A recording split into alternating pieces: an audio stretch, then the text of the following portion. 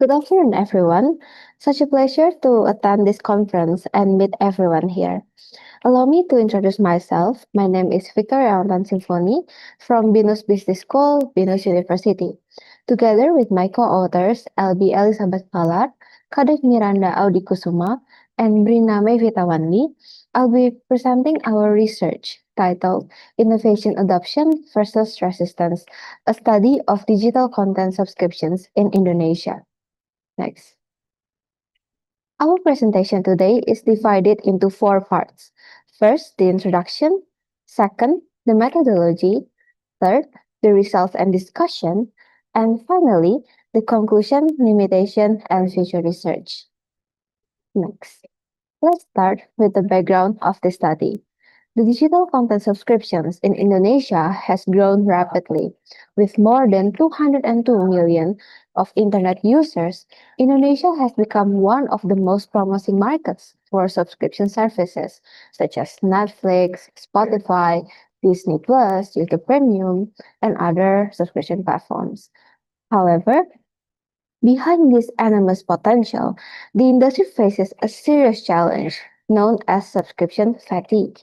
This is a phenomenon where the consumers feel overwhelmed by managing multiple subscriptions at once, making it difficult for them to track their expenses and eventually leading many of them to keep paying for services they rarely use. As a result, companies must not only focus on attracting new users, but also on retaining existing ones. Interestingly, most previous studies have focused on pre-adoption factors such as service quality, price, electronic word of mouth, which are the reasons the consumers decide to subscribe in the first place.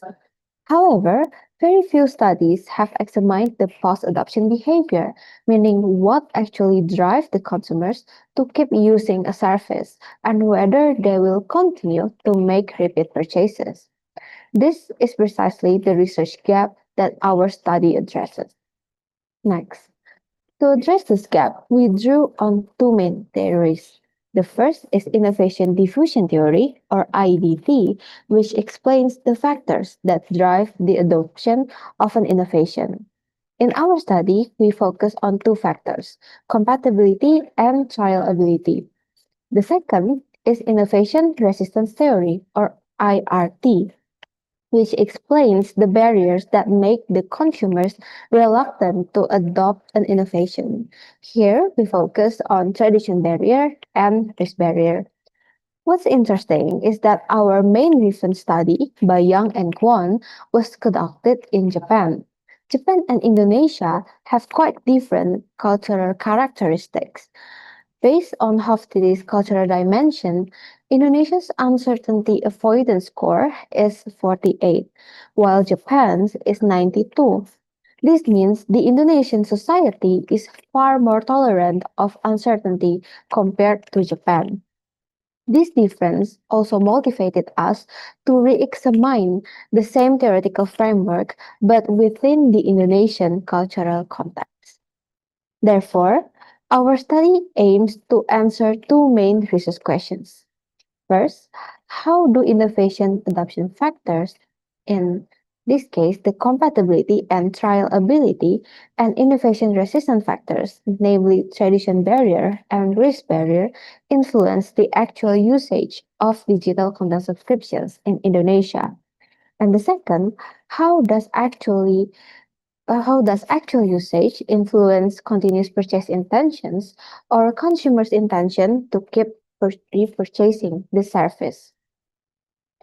Next, here is our research conceptual model.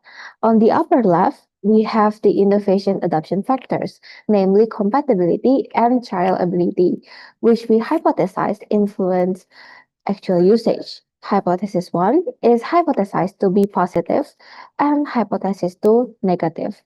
On the lower left, we have the innovation resistant factors, namely tradition barrier and risk barrier, which we hypothesize negatively influence the actual usage. That is hypothesis 3 and hypothesis 4. And finally, hypothesis 5 links actual usage to continuous purchase intentions, which we hypothesize to be positive. So, in simple terms, the actual usage acts as a mediator that connects the adoption and resistance factors to continuous purchase intentions.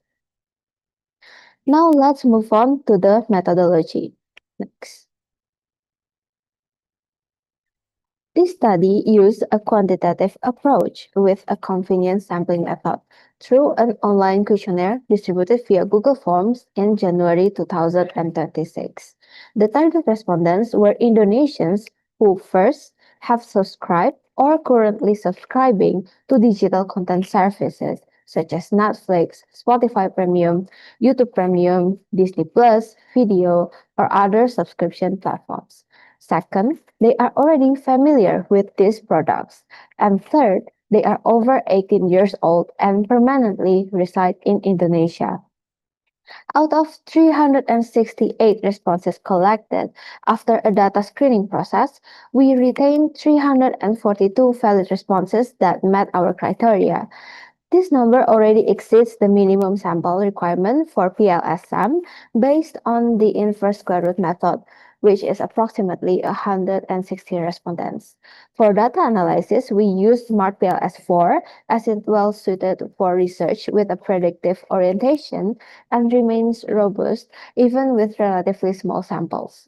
We also conducted reliability and validity tests using composite reliability, convex alpha, AVE, and discriminant validity testing through HTMT, as well as common method bias tests through a full collinearity test, while all inner model VIF values range from 1.287 to 1.653, well below the 3.3 threshold. This confirms that our model is free from pathological collinearity issues.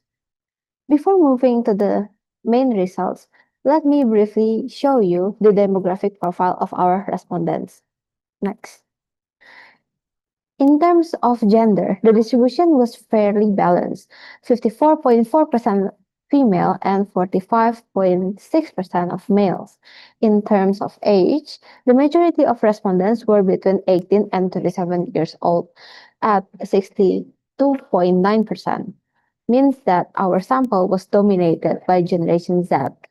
Geographically, respondents were spread across various regions in Indonesia, with the largest proportion from Jakarta at 40.2%, followed by Sulawesi at 24.9%, Bekasi at 10%, and other regions in Java at 7.5%, and Depok at 3.4%.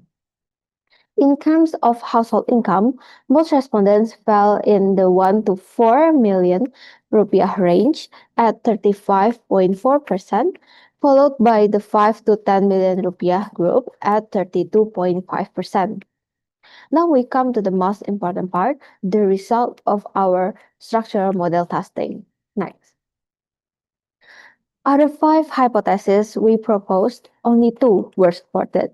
First, compatibility was found to have a positive and significant effect on actual usage, with a beta coefficient of 0.388 and a p-value below 0.001. This means that the more a digital content surface aligns with the user's lifestyles and their needs, the higher the actual usage of the platform. Second, the actual usage was found to have a positive and significant effect on continuous purchase intentions, with a beta of 0.629 and a p-value also below 0.001. This was in fact our strongest relationship in our entire model. Meanwhile, 3 hypotheses were not supported. Trials ability's effect on actual usage was not significant, with a p-value of 0.123. Risk barriers effect on actual usage was also not significant, with a p-value of 0.076. And notably, the tradition barrier construct had to be excluded from the analysis altogether because one of its indicators, the tradition barrier 3, had an outer loading of only 0.297, far below the recommended threshold of 0.70. Even after recalculation, the construct's reliability remained below the acceptable standard, with a Cronbach's alpha of only 0.539, and as a result, hypothesis 3 could not be tested further. Our model explains 22.3% of the variance in actual usage and 39.5% of the variance in continuous purchase intentions. Our score values that, while moderate, is still considered acceptable in social science and consumer behavior research, given that human behavior is influenced by many complex factors that are difficult to capture in a single model. So, what are the findings actually mean? The finding that compatibility is the main driver of actual usage. Next, suggests that in saturated market like Indonesia, how well a platform align with users' need and lifestyle far more than simply offering new features. What's particularly interesting is the non-significant effect of trial ability. This contrasts with the study conducted in Japan, where trial ability actually had a negative effect. We believe this is because the Indonesian consumers are already very accustomed to free trials, account sharing, and even multi-account practices. So the trial period is no longer a decisive factor in sustaining continued usage. Similarly, the non-significant effect of risk barrier indicates that Indonesian society has become increasingly accustomed to digital transactions, mobile payment, and online entertainment. So concerns about security and privacy risk are no longer a major obstacle to using subscription services. As for the exclusion of tradition barrier from the model, this is likely influenced by the dominance of Generation Z, responding in our sample, who have grown up with digital services from the start and therefore no longer perceive any conflicts between old habits and digital subscription services. Practically speaking, these findings offer important implications for industry players, which are the companies should prioritize aligning their services with the user's lifestyle, for example, through mobile-friendly designs and practical payment methods such as QRIS and e-wallets, rather than investing heavily in extended trial periods or additional security features. Next. In conclusion, this study showed that compatibility drives actual usage, while trial ability and risk barriers were found to be insignificant in the Indonesian context. Finally, actual usage strongly drives continuous purchase intentions. Of course, this study has its limitations. The use of convenience sampling and a cross-sectional design limits the generalizability of the results and does not capture how these dynamics might change over time. In addition, the moderate R-square value suggests that other factors beyond our model may also influence the actual usage. Therefore, future research, we recommend using probability sampling, a longitudinal design, and a more balanced generational sample. Additional factors such as cultural dimensions, social influence, perceived value, or subscription sharing behavior could be also worth exploring in future studies. Next, that concludes our presentation. Thank you very much for your attention. We will be happy to take any questions or discussions further. Thank you.